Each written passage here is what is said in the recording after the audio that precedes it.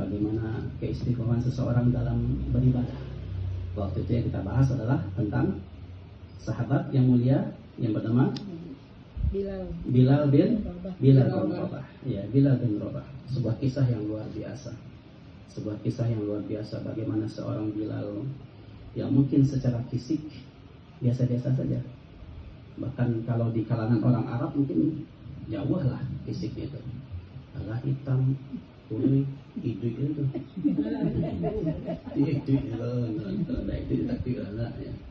Tapi walaupun fisiknya secara fisik mungkin tidak dipandang oleh orang, tapi mulia di sisi Allah Subhanahu wa taala.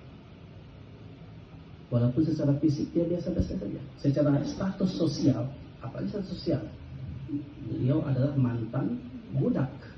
Budak itu pada zaman itu diperjualbelikan. Diperjualbelikan itu harus soal. Dijual balik, di pajajuan, coba soal. Kalau kini orang mengalih kini ada dibawa ke pasar baju, kebaya, Sarawak, Kota Tanah ya. Kalau di balai Rambatan tuh ada mulai langko, ya, buah candin, ya, sate. Itu kini orang ada tuh. Kalau dulu pada zaman itu yang digali orang lah manusia, budak itu yang dipajajuan ke pasar. Nah, dan Bilal bin Rabah itu salah satu budak itu.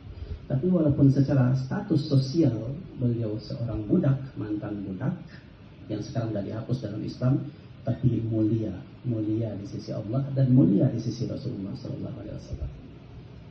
Allah tidak pernah memandang fisik kita. Allah tidak pernah memandang status sosial kita.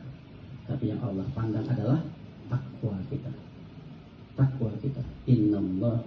Inna akramakum indallahi atqakum. Yang paling mulia di sisi Allah adalah orang-orang yang bertakwa. Nah, untuk poin selanjutnya dari poin yang terakhir. Yang terakhir, kiat-kiat untuk istiqomah itu adalah banyak berdoa kepada Allah. Meminta kepada Allah, memohon kepada Allah agar kita senantiasa diberikan keistiqomahan. Kita sebagai manusia yang lemah, manusia yang tiada berdaya, manusia yang kecil di hadapan Allah, maka sangat wajar, sepantasnya, sepatutnya kita banyak-banyak meminta, memohon kepada Allah agar diberikan keistiqomahan. Ada beberapa doa yang diajarkan oleh Rasulullah, bahkan juga ada di Al-Quran, agar kita senantiasa diberikan keistiqomahan. Deko wa apakan sama-sama doa itu. Wa apakan sama-sama doa itu. Harus apa tuh? Nanda apa? Nggak boleh pulang. Jadi PR. Iya. Nanda apa itu jadi PR. Nanda apa? Kok tagak itu ya? Tagak itu ya sekolah dulu ya. Tapi sebelum masuk kita ke doa-doa yang bisa kita baca untuk memperkuat, untuk sebagaimana kita bisa istiqomah, kita sebelum itu akan membahas sedikit tentang adab-adab dalam berdoa. Adab-adab dalam berdoa itu penting. Kenapa? Supaya doa awak capek dikabulkan oleh Allah. Supaya doa awak capek di istijabah oleh Allah Subhanahu wa taala. Semula awak minta ke orangnya, sedangkan awak minta ke orangnya lihat doa tapi apa yang minta kepada Allah. Ya. Kalau istilah awak dulu atau ketik-ketik acok mana gaya ngecek. Kalau minta ke orang tuh lunak lebih prioritas teh. Iya. Orang minta ke orang awak kan kare ya. Nah biasanya model itu tuh kalau minjam ya lunak lagi prioritas. Pas kembalian pasti tagih.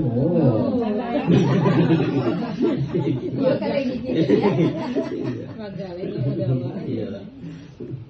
Kalau pas meminjam bentuk kucingnya, pas kembalian bentuk macan. Nah sebelum kita masuk ke doa-doa yang bisa kita amalkan, bagaimana kemudian kita bisa istiqomah, kita akan sedikit membahas tentang babun fi adabid doa, bab tentang adab-adab dalam berdoa. Ini saya kutip dari kitab Al-Adhkar An-Nawawiyah. Kitab Al-Adhkar An-Nawawiyah. Al-Adhkar An-Nawawiyah ini ditulis oleh Imam An-Nawawi. Imam An-Nawawi. Ya. Kalau tidak salah, ama-ama uni-uni ustazahnya waktu itu aja di status salah seorang anggota pengajian kau, ustazahnya pakai kitab tujuh, tapi versi bahasa Indonesia-nya aja dia biru warna kitabnya. Waktu itu perusi dan mengisi pengajian ustazah. Ya. Wah, jadi dia pakai kitab tujuh, tapi nya dalam versi bahasa Indonesia-nya. Dan itu versi Padangnya, Padang pasir. Ya, Padang pasir.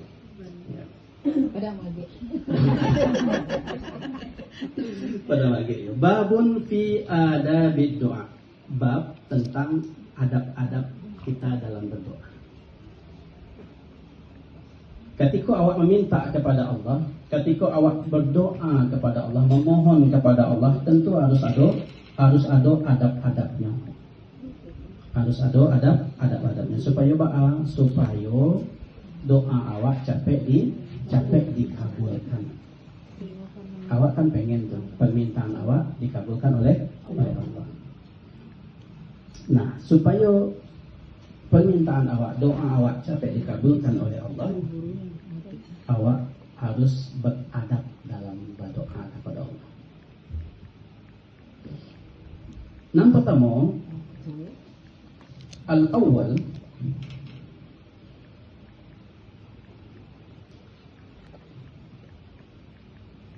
wa qala al-Imam Abu Hamid Al-Ghazali fi Al-Ihya adabud du'ai asyrah.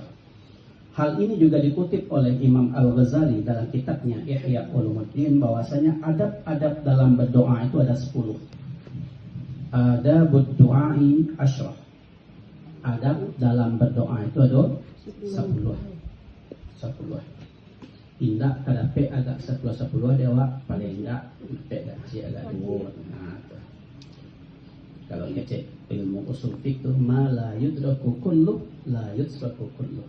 Yang tidak bisa awak dapatkan sadonyo dan sampai awak tinggalkan sadonyo. Indah dapat agak 10 itu, dapat agak 8. Indah dapat agak 8, dapat agak 6. Indah dapat agak 6, ampe lagi. Indah dapat agak ampe 2 lagi. Indah dapat agak 2, cie lagi. Indah dapat agak cie setengah lagi nah. Nampak tiang jangan dapat sadonyo. Aduh kau nak bisa awak bawa pulang. Ya. Al-awwal, yang pertama, ay yatarassad al-azman asy-syarifata ka yaumi Arafah wa syahri Ramadan wa yaumil Jumu'ah wa thuluthul akhir min al-laili wa waqtul ashar. Adab yang pertama itu adalah kalau awak berdoa kepada Allah, berdoalah di waktu-waktu yang mulia, di waktu-waktu yang Allah sudah menyediakan bagi kita, bahwasanya ada waktu-waktu yang mulia yang pada saat itu Allah sangat cepat mengabulkan doa-doa hambanya. Seperti kayaumi Arafah, pada hari Arafah. Hari Arafah itu hari apa? Bulan haji, hari bulan haji kan ya, hari tanggal 9 Zulhijjah. Nah, pada tanggal 9 Zulhijjah itu adalah waktu yang mustajab untuk berdoa. Kalau bisa tanggal 9 Zulhijjah itu, tanggal 9 Zulhijjah itu banyaklah berdoa kepada Allah. Baik awak nan di Indonesia maupun awak kalau seandainya awak dapat kesempatan untuk haji itu, ketika awak wukuf di Arafah, itu waktu yang paling mustajab untuk berdoa pada hari Arafah. Wa syahri Ramadan, dan bulan Ramadan. Nah, bulan Ramadan itu adalah waktu juga, waktu untuk yang mustajab untuk berdoa. Khususnya di Ya, di malam Qadar, Lailatul Qadar, khususnya lagi selama bulan Ramadan tu ada dua waktu yang sangat mustajab untuk berdoa. Dua waktu. Nggak tahu kayaknya pernah awak bahas kok kayaknya tuh. Pernah atau awak bahas. Kalau awak tidak salah ingat itu, awak bahas waktu itu di daerah Jalan Pahlawan Kampung Baru. Ini udah lupa, tapi awak insya Allah pernah jawab. Ya. Ada waktu nan mustajab untuk berdoa di bulan Ramadan, dan jangan sampai awak tinggalkan dua waktu kok. Kalau bisa di dua waktu kok, awak standby berdoa kepada Allah. Yang pertama, ketika sebelum berbuka puasa. Sebelum berbuka itu waktu mustajab. Kalau istilah di TV itu namanya prime time namanya. Prime time. Kalau istilah sopir angkot itu namanya jam sewa namanya. Sedang banyak numpang loh. Jam sewa. Prime time namanya. Sebelum berbuka puasa. Kemudian yang kedua, di sepertiga malam. Di sepertiga malam atau waktu sahur. Nah, di waktu sahur itu kalau bisa jangan nasi di mukul pipi ya, Wak. Apalagi acara waktu sahur tuh mang yuan-caca tuh. Lucu-lucu akhirnya lupa berdoa. Padahal waktu itu waktu yang mustajab untuk berdoa. Kemudian yaumul Jumat, pada hari Jumat. Pada hari Jumat itu juga waktu yang mustajab untuk berdoa. Bila waktunya yang pas, yang tepatnya itu waktu Jumat. Bila ada yang tahu? Nonton TikTok ada TikTok tuh. Iya.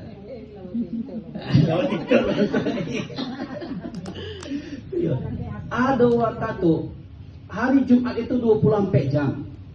Hari Jumat 24 jam. Di antara 24 jam itu ada waktu yang mustajab untuk berdoa. Dan memohonlah kepada Allah di waktu itu, kata Nabi. Kapan waktunya? Habis asar sebelum maghrib. Tahu deh mak. Jadi waktu hari Jumat habis asar tuh banyak berdoa kepada Allah. Wa yaumul jumu'ah wa thuluthul akhir minal lail, di sepertiga malam terakhir. Kalau kau yakin doa mak itu pasti rajin tahajudnya. Nah, sudah tahajud jangan langsung cari apa doa lu. Ya, apalagi habis tahajud update status. Alhamdulillah tahajud malam ini 2 rakaat.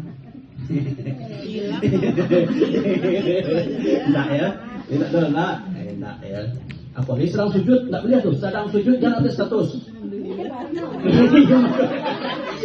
Enggak bisa, enggak boleh ya. Sedang sujud enggak boleh update status. Ya.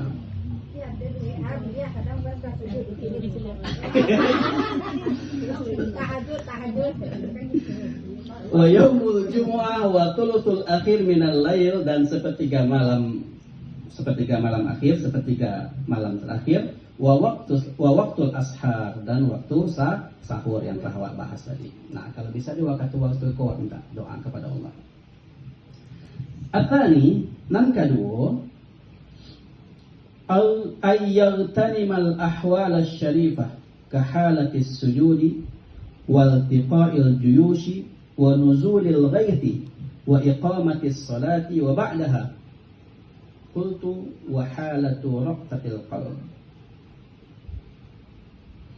Yang kedua, kalau bisa awak berdoa kepada Allah itu di keadaan yang mulia.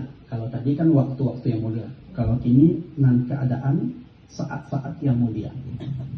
Contohnya kahalatis sujud, waktu sujud. Waktu sujud itu sangat dianjurkan awak untuk berdoa. Khususnya sujud dalam sholat sunnah.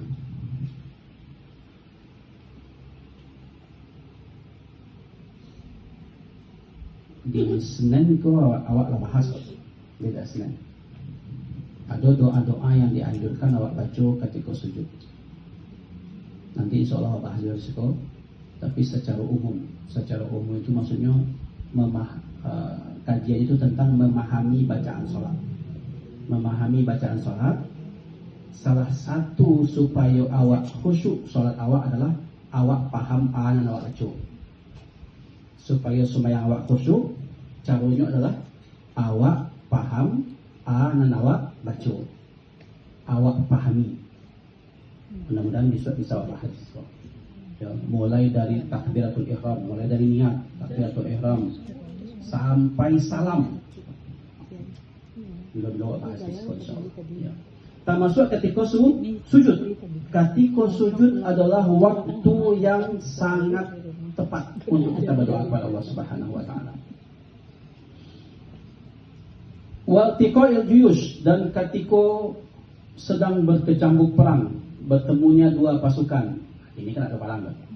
Dulu pada zaman Nabi, ketika terjadi peperangan antara kaum kafir dan umat Islam, itu ketika perang itu berdoa. Waktu itu mustajab untuk berdoa. Waltiqa'il juyush summa wa nuzulil ghaith, ketika turun hujan. Nah, kok kadang-kadang awak luput dari awak. Ya. Inda nuzulil ghaith, ketika turun hujan, itu adalah waktu yang mustajab berdoa. Makanya jangan pernah kita menangisi hujan, jangan pernah kita mencela hujan, apalagi mengaceh hujan dia. Justru ketika hujan turun itu adalah waktu yang mustajab untuk berdoa. Ketika hujan turun, angkat dua tangan. Allahumma firli wa liwalidayya warhamna. Doa apa saja. Ketika hujan turun, inda nuzulil ghaith. Makanya hujan itu menjadi rahmat bagi kita. Makanya ketika lama tidak turun hujan, orang rusuh. Ya, di kampung inilah keringan. Ya. Di sampai awal saja lah 3 kali sembahyang istisqa, sembahyang minta hujan. Di pada negeri ya. Semua kampung ayah. Iya. Mangyo kecek ibu-ibu di sini ini pada magi sama gelongan dalam ada ko gini hasilnya. Iya. Besti ini. Makanya setiap pengajian naliunau pada magi gitu ya. Iya. Wa nuzulul ghaith, dan ketika turun hujan, wa iqamatis shalah wa ba'daha, dan ketika salat. Ketika salat itu adalah waktu yang mustahil untuk berdoa. Makanya kalau seandainya awak sembahyang surang itu dianjurkan awak membaca ayat-ayatnya itu, ayat-ayat yang ada kandungan doanya. Ada salah satu nabi yang dia ketika berdoa itu Allah kabulkan ketika dia sholat. Ada tahu nabinya? Itu sempat viral video Ustadz Ali Hidayat dibahas sama beliau tentang videonya. Sempat viral waktu itu videonya. Ada salah seorang nabi lah tua, lu punya anak lagi. Lah tua, lu punya anak. Vonis dokter, istrinya mandul. Tak bakal bisa punya anak. Tapi ternyata berkat kegigihan Nabi ko dan berdoanya ketika sembahyang, itu jelas disebutkan di Al-Quran. Qaimu yusolli, inyo berdoa ketika nyo tagak sedang sembahyang. Nabi siapakah itu? Nabi Zakaria. Nah, cipono kopi kacang adalah itu kawan. Langsung selesai ngaji tak? Iya. Nah, ketika awak sedang sembahyang itu adalah waktu yang mustahil untuk berdoa. Makanya disunahkan, dianjurkan untuk awak ketika awak sembahyang surang, ayat-ayat yang awak baca itu ayat-ayat yang ada kandungan doanya. Ayat-ayat yang ada kandungan doanya, dan di Al-Quran banyak tuh. Contoh mungkin yang familiar di awak, mungkin awak baca adalah dua ayat terakhir surat Al-Baqarah. Rabbana la tu'akhirna in nasina aw akhtana. Kayaknya wah apa kayaknya. Atau awak baca ayat tentang doa Nabi Adam. Doa Nabi Adam? Rabbana dhalamna anfusana wa in lam taghfir. Atau doa Nabi Yunus ketika berada di perut ikan.